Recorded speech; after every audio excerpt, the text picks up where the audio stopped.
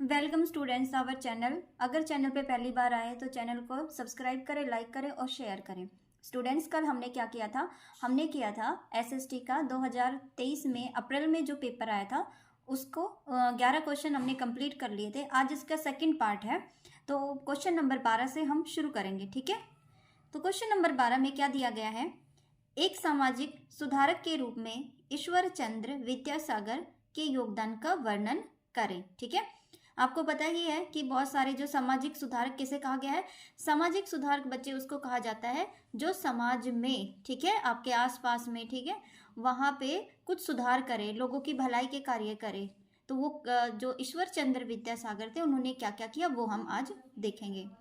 उत्तर है हमारा पहला जो क्वेश्चन, इसका जो आंसर आएगा ये भी आपका 4 नंबर का ही क्वेश्चन है। ठीक है, इसका आंसर हमने दिया है विधवा पुनर्विवाह के विरुद्ध कानून बनाने में सहयोग। ठीक है, तो पहले में कहा गया है कि जिन लड़कियों के जो पति थे उनकी डेथ हो जाती थी तो उनके विरुद्ध में कि उनकी शादियां नहीं करनी क्योंकि वो विधवा हो चुकी हैं, तो उसके विरुद्ध में उन्होंने कानून बनाने में सहयोग दिया कि उनको दोबारा से उनका विवाह किया जाए। नंबर 2 पे देखेंगे बाल विवाह व बहु विवाह का विरोध। तो ये भी आपको पता ही है, बाल विवाह की छोटी उम्र में जो है बाल विवाह कर दिए जाते थे, उसका भी उन्होंने विरोध किया। पश्चिमी शिक्षा के समर्थक थे। ठीक है, तो वो पश्चिमी शिक्षा कौन सी थी? भारतीय शिक्षा के अलावा पश्चिमी शिक्षा के समर्थक भी रहे हैं। ठीक है, जो हमारे पश्चिमी देश है उनकी शिक्षा के भी वो समर्थक रहे हैं। ठीक है, आगे चलते हैं पॉइंट नंबर 4 की तरफ। महिला शिक्षा के समर्थक थे और महिला शिक्षा की ऊपर भी उन्होंने बहुत जोर डाला कि एक नारी की पढ़ाई भी बहुत आवश्यक है। नंबर 5 पे चलेंगे। बंगाल में 35 लड़कियों के स्कूल खुलवाने में सहयोग किया। तो उन्होंने बंगाल में क्या किया था? सबसे पहले 35 लड़कियों के स्कूल खुलवाने में सहयोग दिया था। पॉइंट नंबर 6 पे चलेंगे। संस्कृत विद्यालयों कॉलेजों में गैर ब्राह्मण छात्रों को दाखिला दिलाया। स्टूडेंट्स, पहले क्या होता था? जो संस्कृत के जो विद्यालय हैं, स्टूडेंट्स पहले क्या होता था? जो संस्कृत के जो विद्यालय होते थे उनमें केवल ब्राह्मण को ही छात्रों को ही एडमिशन दिया जाता था, लेकिन क्या हुआ बाद में गैर ब्राह्मण जो बच्चे थे उनको भी एडमिशन दिलाया, यानी दाखिला दिलाया। तो आप देखेंगे कि क्वेश्चन नंबर 12 हमारा ऐसा है। और स्टूडेंट्स ये जरूर आता है पेपर में, और ये ईश्वर चंद्र विद्यासागर के बारे में अच्छे से बताया गया है। 4 पॉइंट्स से अगर आप लिख के आओगे तो आपके 4 नंबर आ जाएंगे, बट मैंने यहाँ पे 6 लिखे हैं तो आप अच्छे से 6 पॉइंट भी कर सकते हो। ठीक है, आगे चलेंगे।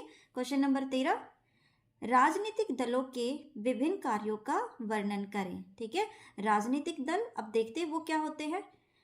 नंबर 1, ये चुनाव के दौरान उम्मीदवारों का नामांकन करते हैं। ठीक है, जब चुनाव होते हैं ना तो ये क्या करते हैं? जो उम्मीदवार होते हैं, जो वोटर जिसके नाम जो जैसे खड़ा होता है इलेक्शन में, तो उसका नाम जो है वो नामांकित करते हैं। नंबर 2, ये चुनाव में अपने उम्मीदवार के लिए समर्थन प्राप्त करने हेतु प्रचार करते हैं। अब स्टूडेंट, किसी भी दल का अगर कोई उम्मीदवार खड़ा होता है तो उसके साथ साथ जो लोग होते हैं वो क्या करते हैं? वो उसका समर्थन करते हैं। आपने देखा होगा वो रैलियां निकालते हैं, जय जयकार करते हैं, उन्होंने जो अच्छे अच्छे कार्य किए उनके बारे में बताते हैं। तो ये कौन है ये बताने वाले? ये वही दल होते हैं, वो राजनीतिक दल जो हैं वो वही होते हैं। ठीक है, उसके बाद नंबर 3 पे देखेंगे। ये मतदाताओं के समक्ष चुनावी घोषणा पत्र के द्वारा अपने उद्देश्य और कार्यक्रम भी प्रस्तुत करते हैं। जो मतदाता जो वोट डालने वाले होते हैं उनके सामने क्या करते हैं? चुनावी घोषणा पत्र के द्वारा अपने उद्देश्य मतलब जो वो करना चाहते हैं कि अगर हमारी पार्टी विजयी रही तो हम ये करेंगे वो करेंगे, और अपने कार्यक्रम जो है वो बताते हैं। ठीक है, कि हम शिक्षा के क्षेत्र में ये करेंगे, सफाई के क्षेत्र में ये करेंगे, बहुत सारे उनके जो है घोषणा वो बताते हैं। चुनाव नंबर 4 की बात करें, चुनाव में बहुमत प्राप्त करने वाले दल ही सरकार बनाते हैं। अब स्टूडेंट देखेंगे कि जो भी दल अगर जीत गया उसी की सरकार बनती है। अपनी नीतियों को लागू करते और उन पर कार्य करते हैं, और फिर क्या करते हैं? अपनी नीतियों को लागू कर लेते हैं और उन पर कार्य करते हैं। अब देखो यहाँ से हम देखेंगे राजनीतिक दलों के विभिन्न कार्यों का वर्णन करो। राजनीतिक दल एक राजनीतिक पॉलिटिशियन पार्टी, ठीक है, एक पार्टी होती है, उसमें सबसे पहले उम्मीदवार का नाम दिया जाता है। जैसे मान लो एक पूरा ग्रुप तैयार हो गया, उसमें से एक को जो है वो चुना जाएगा कि भाई अगर हमारी पार्टी जीत जाती है तो हम तेरे को जो है अपनी पार्टी का जो है हेड बना देंगे और वही तू बनेगा, ठीक है। उसके बाद फिर क्या करते हैं, उसका समर्थन करते हैं, उसका प्रचार करते हैं, उसके पीछे पीछे जैसे कहते हैं ना कि घूमते रहते हैं कि भाई देखो हमारी पार्टी अगर, और जिस पार्टी के अच्छे वोट मिलते हैं उस पार्टी को क्या करते हैं, वो अच्छे वोटों से जीत जाती है तो उसको क्या करते हैं, उसको सरकार वो बना लेती है, ठीक है। अब आगे देखेंगे, जो सत्ता में नहीं होते, 5 नंबर, सत्ता मतलब जो नहीं जीत पाते, विरोधी दल बन जाते हैं। अब जो जीत गए तो वो तो सरकार चलाएंगे, अब जो नहीं जीते तो वो जो काम कर रहे हैं तो उनका जो गलत काम ना करे तो उनका विरोधी दल जो है वो बन जाता है और सरकार पर लगातार नजर रखते रहते हैं, ठीक है। तो जो जीत गया वो सरकार चलाएगा, लेकिन अगर वो गलत तरीके से सरकार चला रहा है तो जो दूसरे वाले, जो हारने वाले जो विरोधी दल है वो उस पर नजर रखते हैं।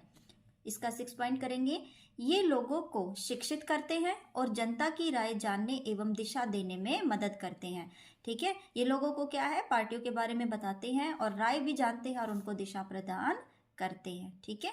स्टूडेंट्स, हमारे 13 क्वेश्चन हो गए हैं। अभी हम क्वेश्चन नंबर करेंगे 14। जैव विविधता के महत्व का वर्णन कीजिए, ठीक है। जैव विविधता, अब देखिए जैव विविधता क्या होती है, क्वेश्चन के अंदर आके हम देखेंगे इसका आंसर। ये भी आपका 4 नंबर का ही आएगा। जैव विविधता पृथ्वी पर जीवन के अस्तित्व के लिए आधार है। इसके महत्व को हम आका नहीं जा सकता, ठीक है। कि मतलब जैव विविधता का मतलब ये नहीं कि हम इसको किसी आंकने से, मतलब इसको क्या करें कि भाई कितनी जैव विविधता होनी चाहिए, कितना नहीं होना चाहिए, तो ये नहीं आका जा सकता। विभिन्न प्रकार के जीव क्षेत्र में पाए जाने वाले भौतिक वातावरण में रहते हैं। कहते हैं हमारा जो ये वातावरण है इसमें बहुत सारे जो है वो जीव रहते हैं। यह एक पारिस्थितिक तंत्र के रूप में अन्यों आश्रित और अंतर संबंधित होते हैं।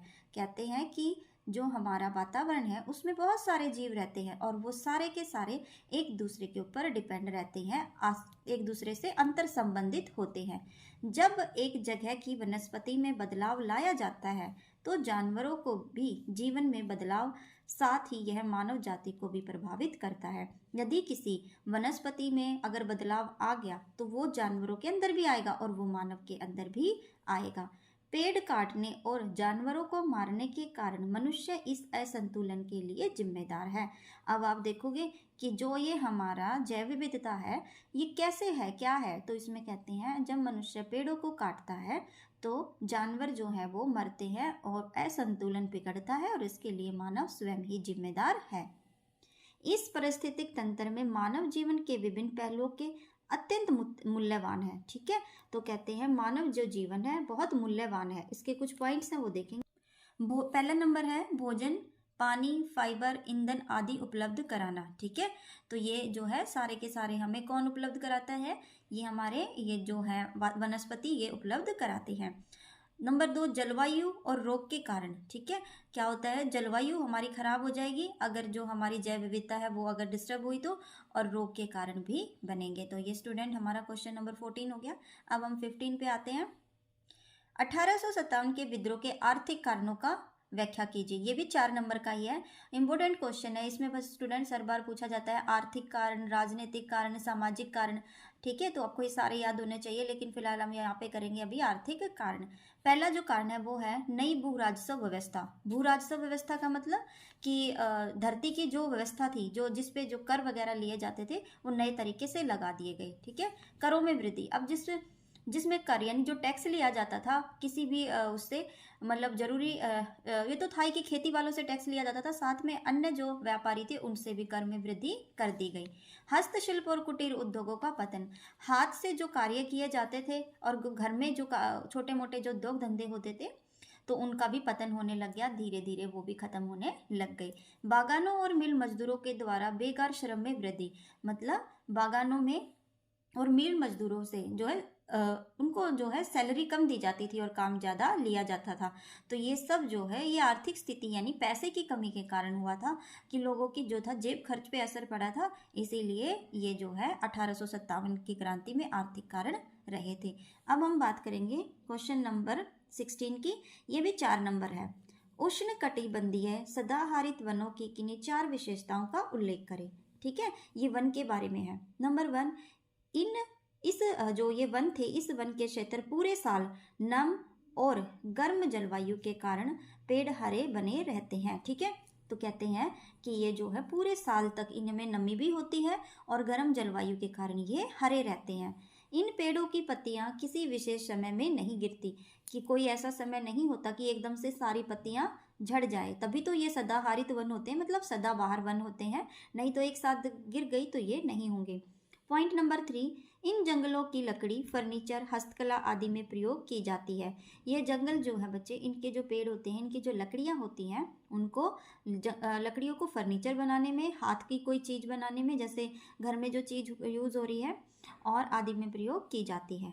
फोर्थ पे करेंगे, भूसंखलन और भूमि क्षरण को रोकने के लिए भी प्रयोग किया जाता है। कहते हैं ये पेड़ इतने इंपॉर्टेंट होते हैं कि भूसंखलन यानी कि जब धरती में भूकंप वगैरह आते हैं और भूमि क्षरण होता है, जैसे बारिश वगैरह में जो मिट्टी बहती है, तो ये पेड़ जो है उसको कसाव करके रखते हैं। ठीक है, तो ये हमारा हो गया था 16 नंबर। स्टूडेंट्स, हमारे ऐसे करके हमने जो पार्ट आज 2 डाला है, ठीक है, नेक्स्ट वीडियो में हम पार्ट 3 डालेंगे, और अगर उसमें भी कंप्लीट नहीं हुआ तो 4 डालेंगे। सिर्फ ये है कि आपको क्वेश्चन अच्छे से समझ आ जाए, ताकि एक एक क्वेश्चन पढ़ के, और जब आपको पता चले कि भाई आपका पेपर आने वाला है, तो आपके अच्छे से मार्क्स आए। ठीक है, अगर स्टूडेंट्स आपको वीडियो अच्छी लगी है तो लाइक ज़रूर किया करो, सब्सक्राइब। ठीक है, लाइक, सब्सक्राइब और शेयर करें। कल एक नई वीडियो में फिर मिलेंगे इसी के पार्ट नंबर 3 में। तब तक के लिए bye, thank you for watching.